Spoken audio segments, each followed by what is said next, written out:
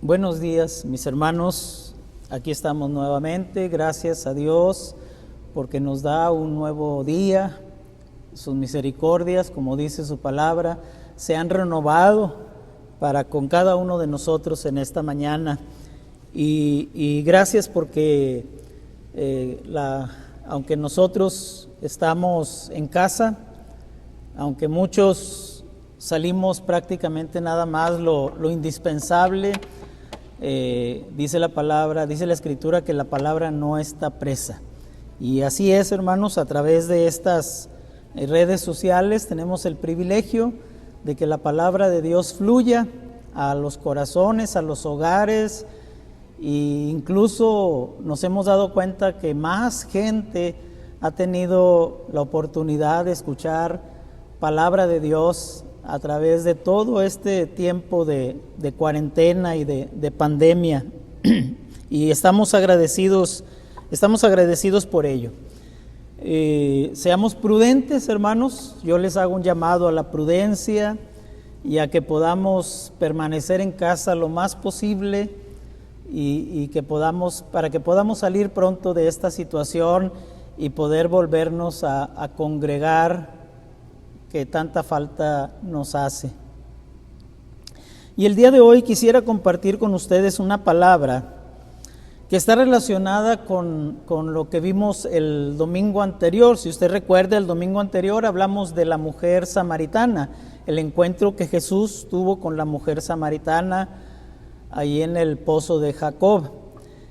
Y quisiera comenzar haciéndoles una pregunta. ¿Cree usted que exista una fe de primera y una fe de segunda? Yo creo que todos nosotros sabemos que en el ámbito del comercio hay cosas que se conocen como cosas de primera, es decir, cosas nuevas, que nadie ha estrenado, que nadie ha usado, y cosas de segunda. Por ejemplo, pues sabemos que hay tiendas donde venden ropa de segunda, hay tiendas donde venden muebles usados, a que se les llama también muebles de segunda, o automóviles también que no son automóviles del año, ¿verdad?, sino que ya son de algunos años atrás, y pues también les podemos considerar como automóviles de segunda. Pero yo no sé si usted se había puesto a pensar que también existe la fe de segunda. Y eso es algo de lo que quisiera compartir con ustedes en esta mañana, en este día, y que está relacionado precisamente con el encuentro que Jesús tiene con la mujer samaritana, la parte final prácticamente del pasaje del capítulo 4 de Juan, que le invito a que abra su Biblia, ahí en el capítulo 4 de Juan, del versículo 39 al versículo 42. Y abra su Biblia y puede acompañarme con la lectura de estos versículos, que es de donde principalmente vamos a enfocar el mensaje de esta mañana. Dice la palabra de Dios: y muchos de los samaritanos de aquella ciudad creyeron en él por la palabra de la mujer, que daba testimonio diciendo: me dijo todo lo que he hecho. Entonces vinieron los samaritanos a él y le rogaron que se quedase con ellos, y se quedó allí 2 días. Y creyeron muchos más por la palabra de él. Y decían a la mujer: ya no creemos solamente por tu dicho, sino nosotros mismos hemos oído y sabemos que verdaderamente este es el Salvador del mundo, el Cristo. Muy bien, vamos a hacer una oración. Bendito Dios, queremos poner esta palabra en tus manos, Padre. Sabemos que tu palabra es y siempre será de bendición. Pero queremos, Señor, ser receptores de esa bendición. Que nuestra vida, nuestro corazón, nuestra voluntad, Señor, sea tocada por tu palabra, mi Dios, y que podamos oír tu voz y responder a ella, responder a tu mensaje, responder a lo que tú hables de manera personal a cada uno de los que estaremos al pendiente escuchando esta palabra. Bendícenos, Señor, a través de ella. Te lo pedimos en el nombre de Cristo Jesús. Amén. Como les decía, hermanos, hablamos la semana pasada acerca de la mujer samaritana. Y para hacer un poquito de recuento de lo que hablamos el domingo anterior, déjeme decirle o recordarle que Jesús y sus discípulos habían salido de Judea, la cual se encontraba geográficamente en un mapa, se encontraba al sur, en el sur de Israel. Y ellos iban hacia Galilea, que se encuentra al norte. Samaria, en medio de las dos regiones, en medio de Judea y Galilea, se encontraba una región conocida como Samaria. Y la situación era que los judíos, además de menospreciar a la gente de Samaria, a los samaritanos, los miraban con recelo. Por esta razón, a menudo era tanto el recelo, la adversión que había hacia los samaritanos, que muchos judíos en su viaje de Judea a Galilea preferían rodear la región de Samaria, caminar unos kilómetros más para llegar a Galilea y no tener que atravesar la región de Samaria. A ese grado llegaba el sentir, el recelo, el odio que había entre judíos y samaritanos. Jesús y sus discípulos, por el contrario, hicieron el viaje, pero lo hicieron atravesando Samaria. Ellos no rodearon, atravesaron Samaria. Llegó un momento en que ya estaban cansados y hambrientos, cuando llegaron a un lugar conocido como el Pozo de Jacob. Dice la palabra que Jesús se sentó a descansar mientras los discípulos iban a la ciudad cercana de Sicar a comprar algunos alimentos.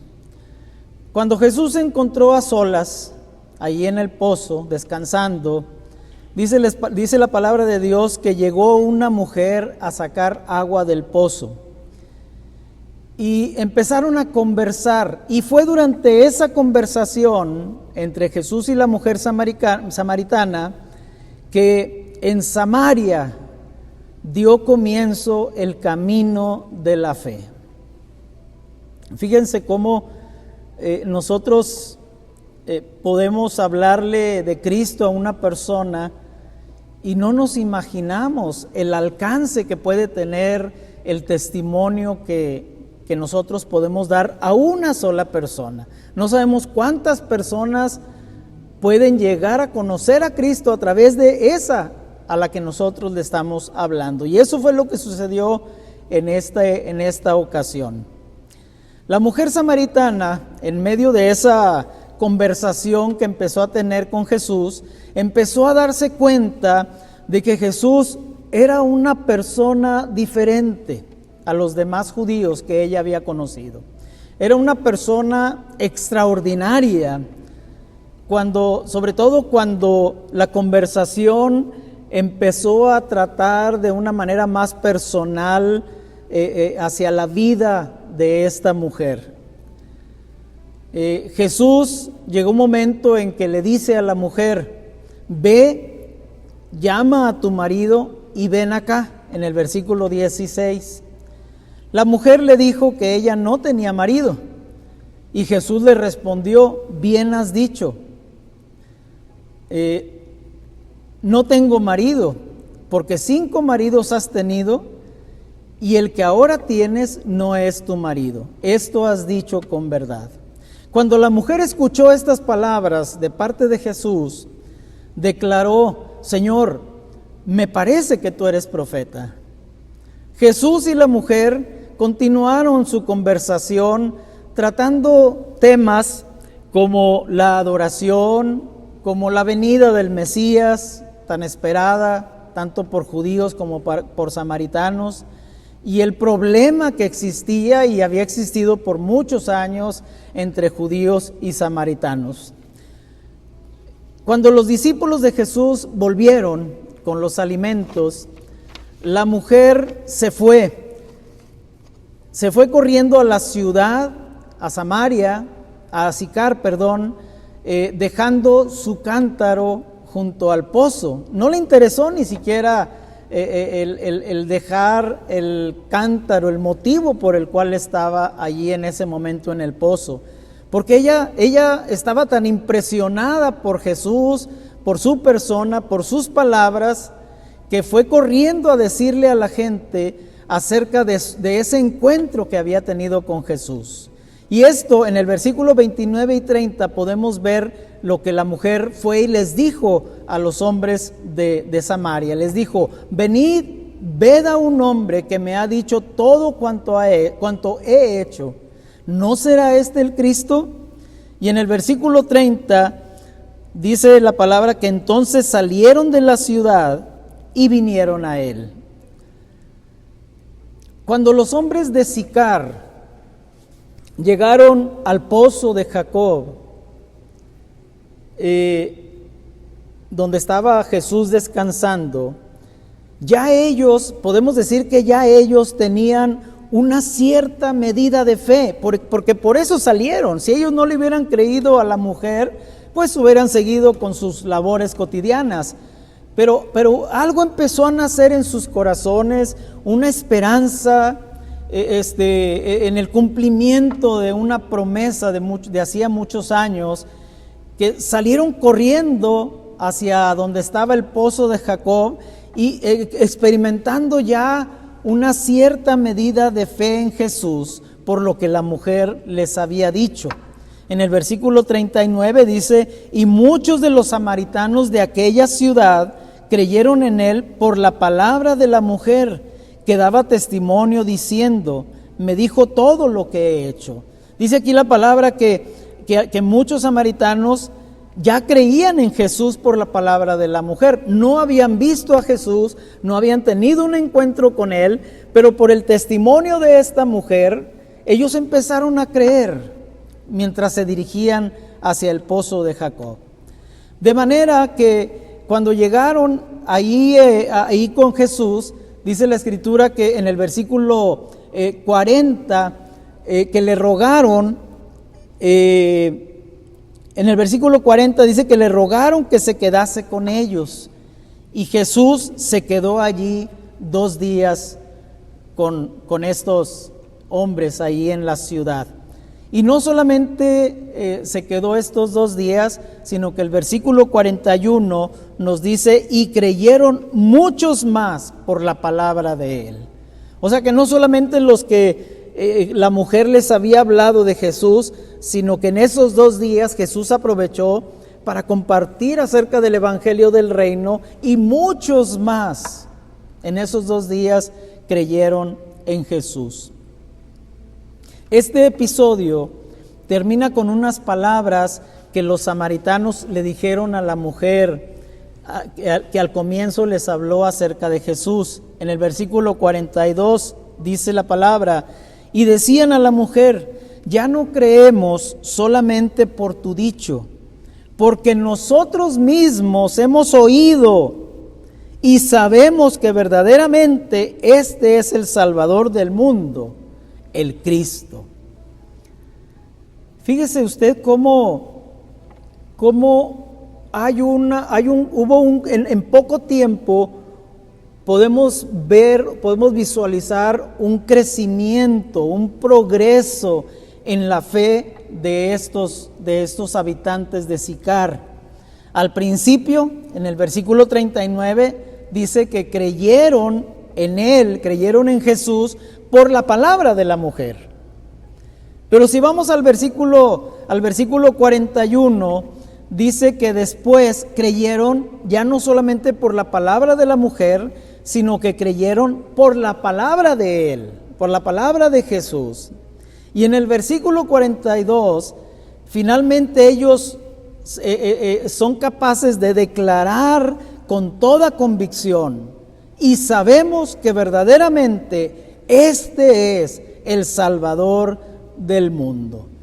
Vea usted cómo poco a poco el Espíritu Santo empezó a obrar en sus corazones, de tal manera que de un testimonio que escucharon de manera indirecta, llegaron a un crecimiento en su fe, de tal manera que ya había en ellos una convicción, donde ellos declaran: sabemos que verdaderamente este es el Salvador del mundo.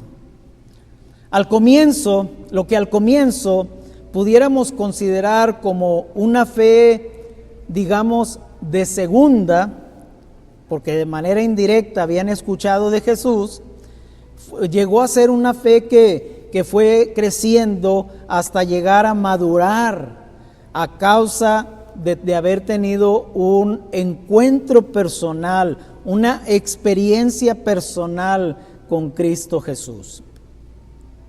Ahora, ¿qué tiene que ver esto con nosotros el día de hoy? Bueno, casi todos nosotros, me atrevo a decir que un gran porcentaje, o si no es que todos, damos nuestros primeros pasos en el camino de la fe, por decirlo de alguna manera, apoyados en la fe de alguien más. Es decir, empezamos a caminar en el camino del Señor, en el camino del Evangelio, apoyados principalmente en la fe de alguien más fuerte, espiritualmente hablando, de alguien más maduro, espiritualmente hablando, o de alguien que está más firme que nosotros en esos momentos en cuanto a la fe, cristiana. Para algunos puede ser la fe de un amigo creyente, un amigo de quizá muchos años, que quizá fue la persona que a usted le habló de Jesucristo. Yo no sé, a lo mejor a usted le habló a un amigo ya de tiempo, que llevaba tiempo de ser cristiano, y él le compartió a usted de Jesucristo.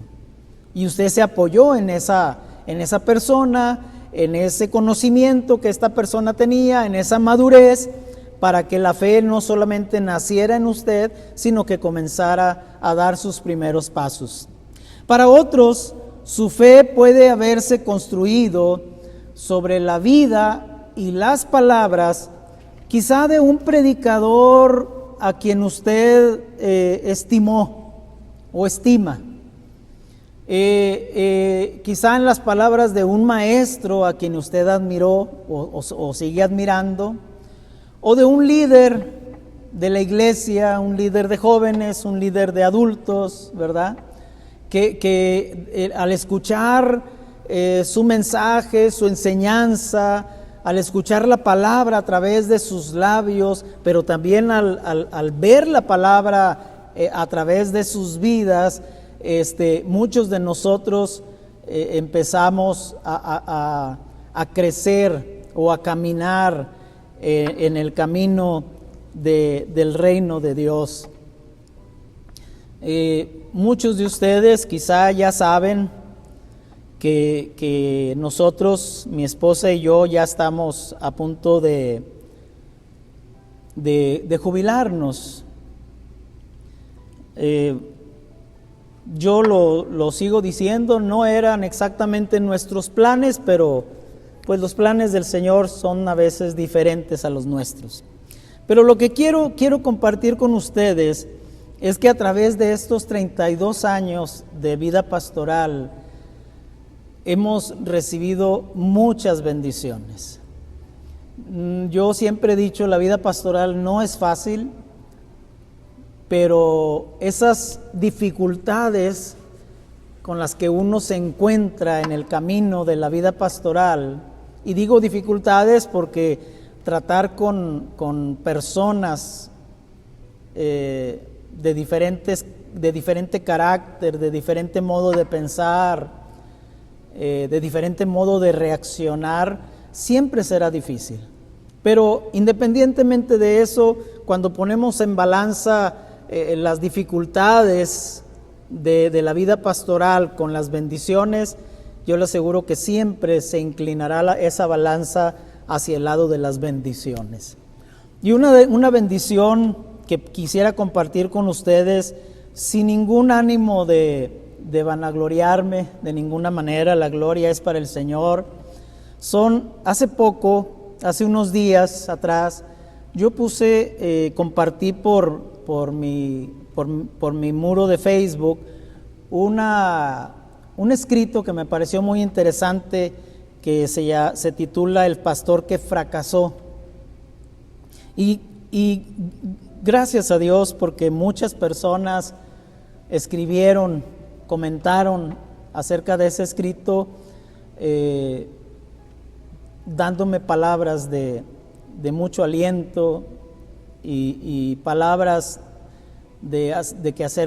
acerca de que nuestra vida, tanto de mi esposa como la mía y mi familia, han sido de bendición y fueron de bendición para sus vidas. Pero quisiera hablar de un joven en particular, y voy a decir su nombre. Su nombre es Daniel Reséndiz, y él escribió en mi muro estas palabras. Dice, lo leo textualmente, dice: doy toda la gloria a mi Señor Jesucristo, quien lo usó a usted. Y fíjese lo que dice enseguida: el 25 de enero del 2009, para predicar de Esther.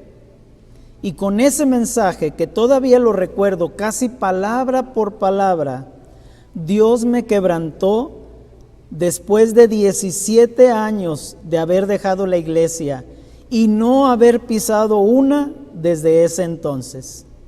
Dios me hizo un llamado a través de usted para volver a casa.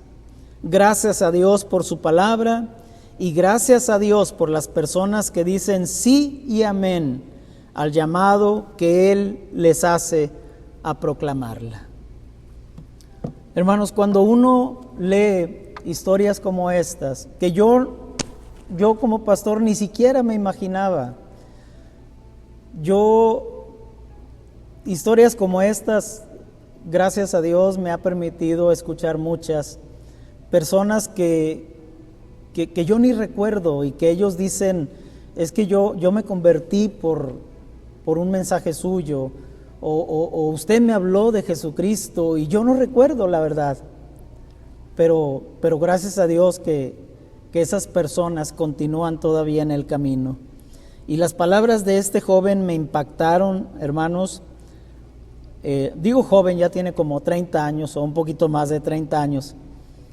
Pero el recordar no solamente el mensaje, que él literalmente dice palabra por palabra, y recordar que fue un 25 de enero del 2009, nos habla acerca del impacto que puede tener nuestras vidas, y no solamente la mía, sino también la suya, cuando usted le comparte a alguien de Jesucristo.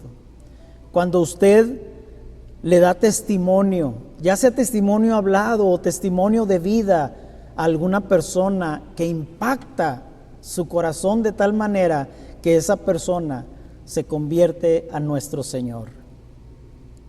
Gracias a Dios, hermanos.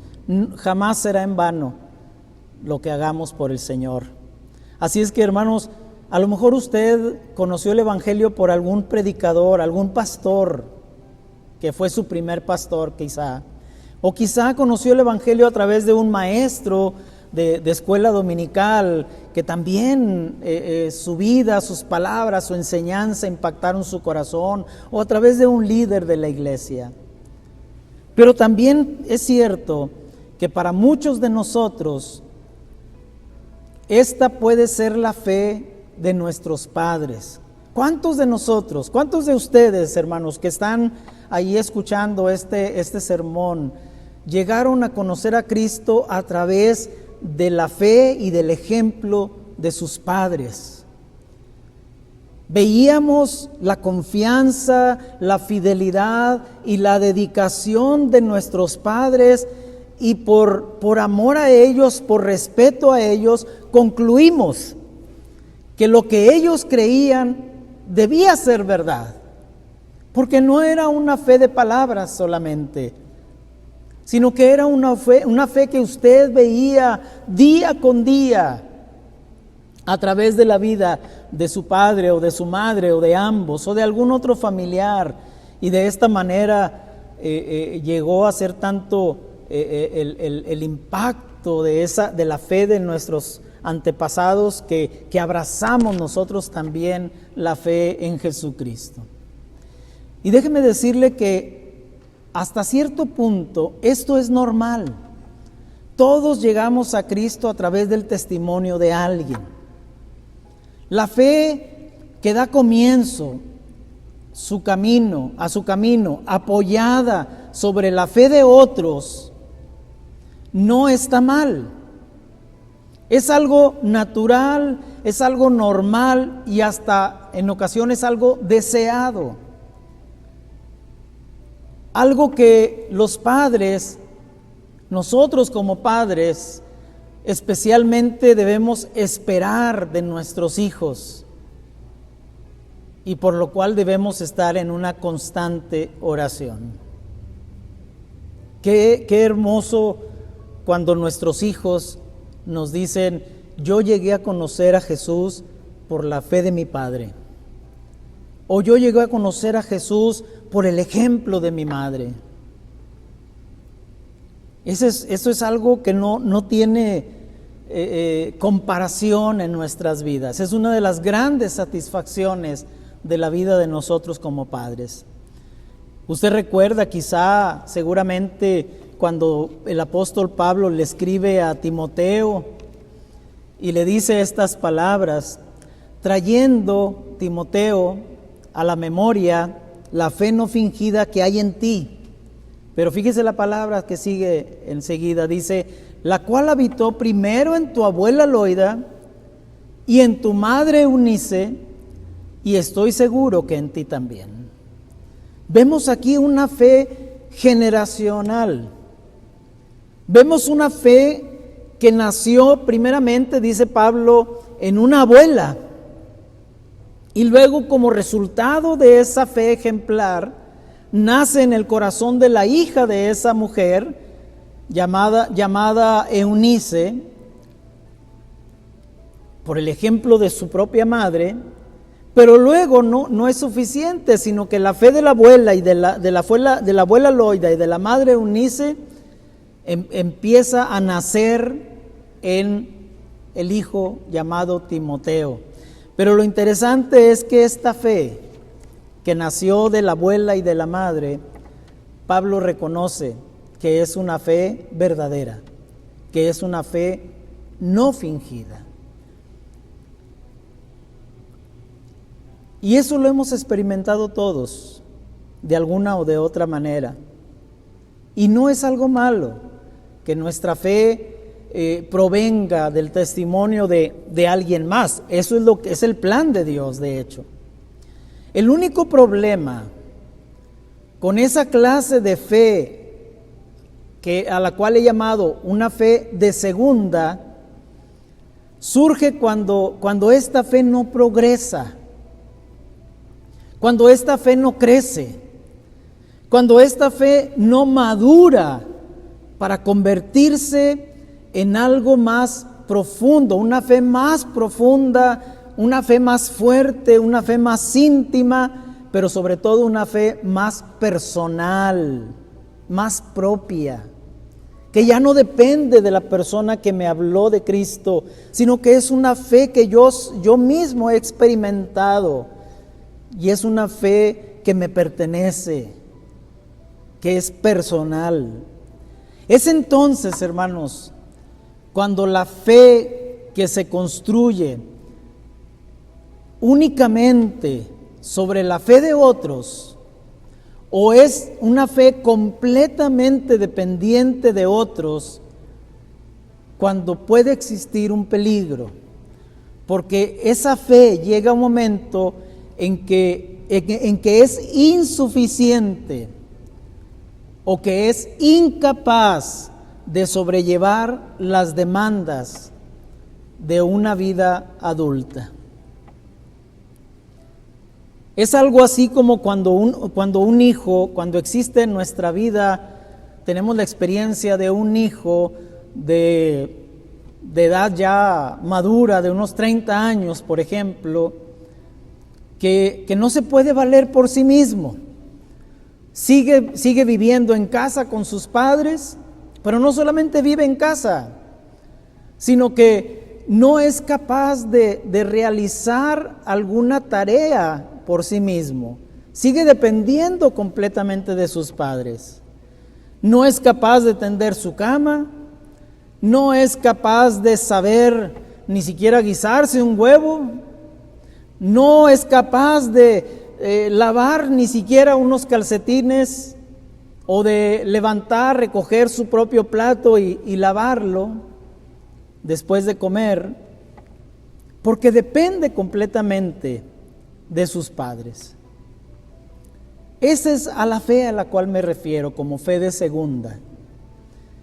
Y tristemente, hermanos, yo veo que hay en nuestras iglesias, en nuestras iglesias metodistas, que son las que yo conozco, yo sé que muchas veces están compuestas por generaciones y generaciones que van pasando, pero muchas veces las generaciones más actuales no tienen una fe de primera, sino que su fe sigue siendo una fe de segunda, sigue siendo una fe que ellos siguen descansándola en sus padres, en sus abuelos, en sus antepasados. Porque muchos de ellos se vanaglorían de la vida de sus padres, que fueron sus antecesores, que fueron los grandes líderes de la iglesia, que fueron los fundadores de la congregación. Y ahí está puesta su mirada, pero no hay en ellos una prueba de un verdadero crecimiento propio, en una fe personal, en una fe de una experiencia propia, sino que sigue limitándose. Su experiencia en la fe sigue limitándose en la fe que manifestaron sus padres. Si lo vemos de esta manera, podemos decir que la fe viene a ser algo así como un columpio. ¿Quién de nosotros no acostumbró jugar en nuestra niñez en un columpio? Que pasábamos horas, a veces quizá en el parque, columpiándonos, ¿verdad? Disfrutando de ese vaivén en el columpio. Y lo recordamos con mucha alegría y con mucho cariño esos tiempos de nuestra niñez. Pero ¿qué sucedería, hermanos, si tratáramos el día de hoy, ya adultos, de columpiarnos en aquel antiguo columpio en el que un día en nuestra niñez nos columpiamos? ¿Qué sucedería? Déjeme decirle, la experiencia sería totalmente diferente. Quizá nosotros pensaríamos volver a divertirnos como cuando éramos niños, pero si lo intentáramos, definitivamente sería una experiencia distinta. En primer lugar, porque no cabríamos en el columpio. Ya no somos niños, no tenemos el mismo tamaño, la misma estatura, las mismas dimensiones para caber en ese columpio que de niños nos soportaba muy bien. Y es muy probable incluso que hasta la misma estructura del columpio se venga abajo.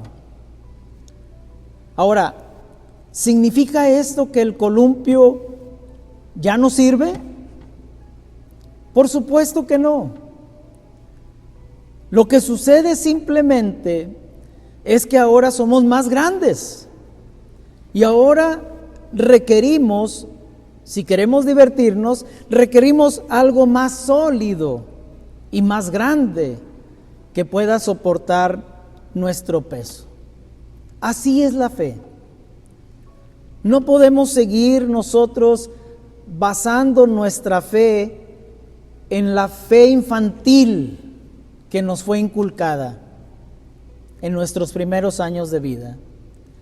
Nuestra fe tiene que haber crecido.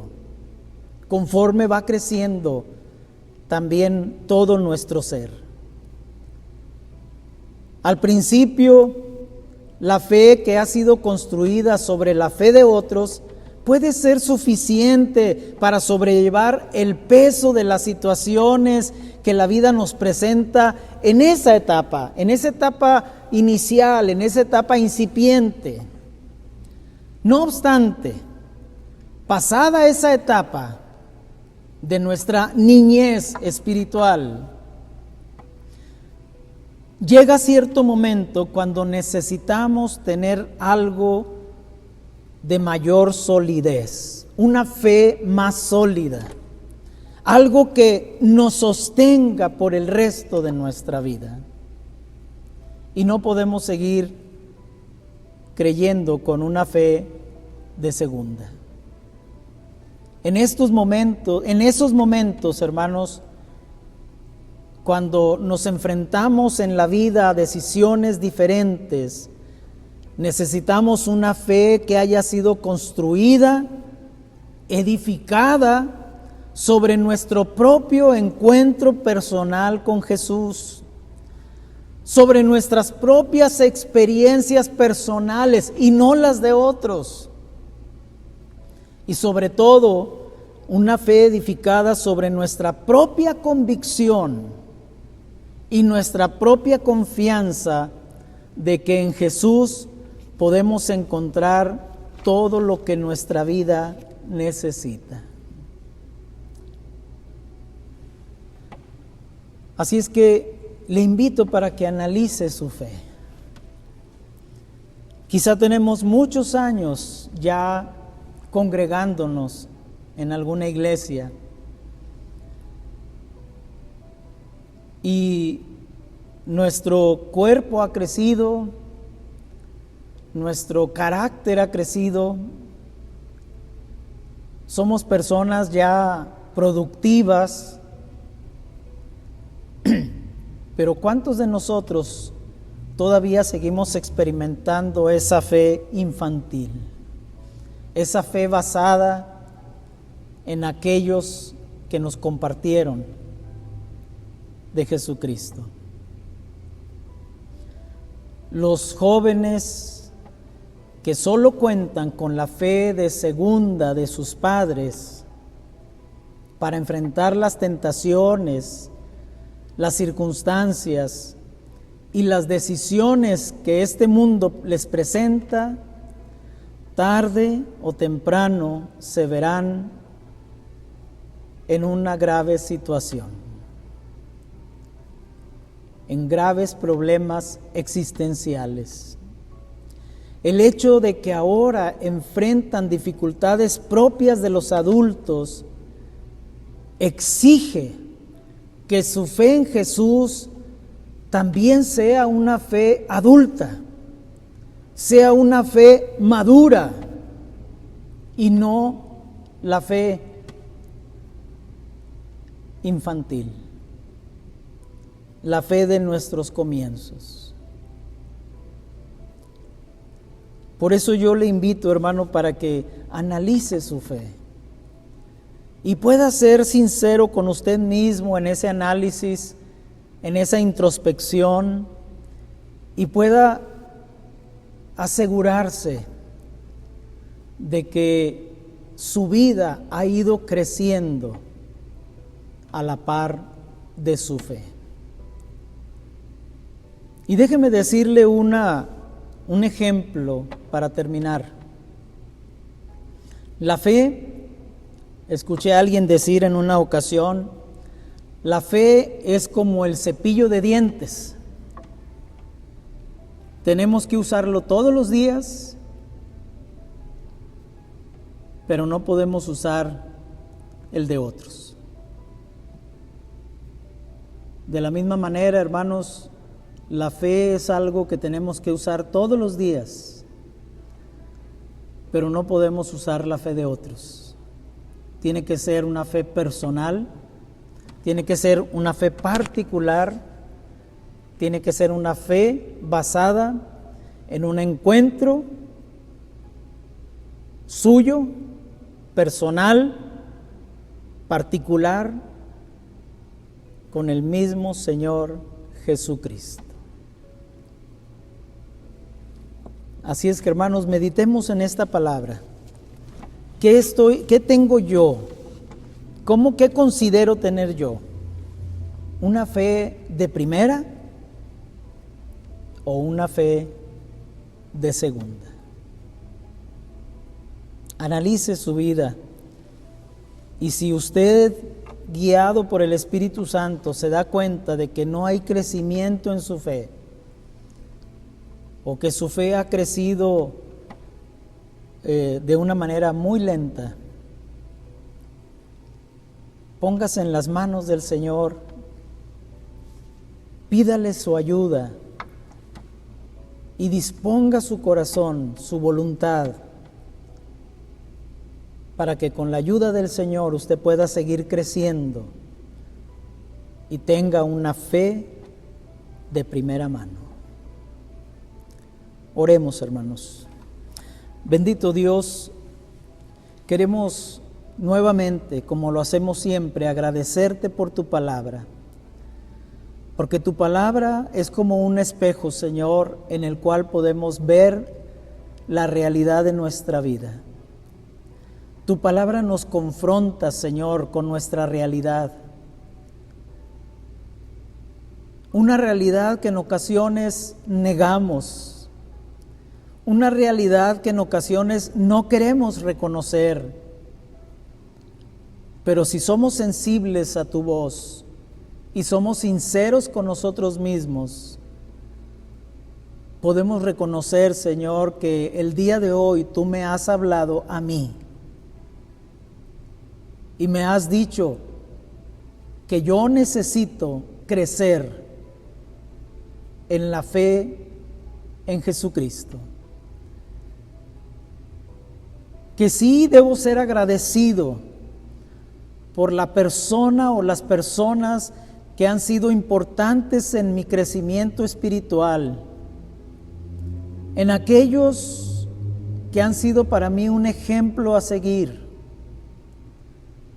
pero que ahora, Señor, debo trazar mi propio camino y ahora debo ser ejemplo para otros. Y ahora debo ser testimonio para que otros también te conozcan.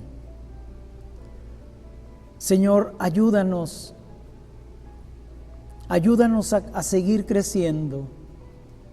Ayúdanos a no quedarnos como niños espirituales que todavía tienen necesidad de que día con día, Señor, se les dé la leche espiritual, porque no son capaces de discernir el alimento sólido, porque no han crecido, porque no han alcanzado madurez. Señor, que tu Espíritu Santo haya hablado a nuestros corazones y nos haya confrontado con esta situación y que podamos tomar una decisión que sea para bendición y edificación de nuestras vidas y para el verdadero engrandecimiento de tu reino. Tu iglesia, Señor, necesita hombres y mujeres valientes, maduros y decididos a valerse por sí mismos, para llevar a otros a los pies de Cristo. Gracias por tu palabra, Señor, que podamos seguir meditando en ella y tu Espíritu pueda obrar en nuestras vidas, trayendo a nuestros corazones esa fe madura. Te lo pedimos en el nombre de Cristo Jesús. Amén. Hermanos, agradezco nuevamente este tiempo de su atención. Yo sé que su tiempo es su vida y el dedicar este tiempo no me lo está dedicando a mí, se lo está dedicando al Señor, quien es el dueño de nuestras vidas. Y recuerde la palabra que dice, aprovechemos bien el tiempo, porque los días son malos.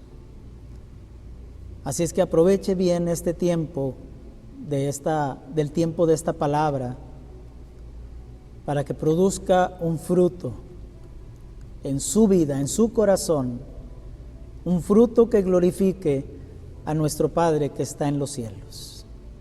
Dios bendiga su vida, Dios bendiga su hogar, Dios bendiga a sus seres amados, Dios bendiga a sus vecinos, Dios bendiga a todos los que le rodean.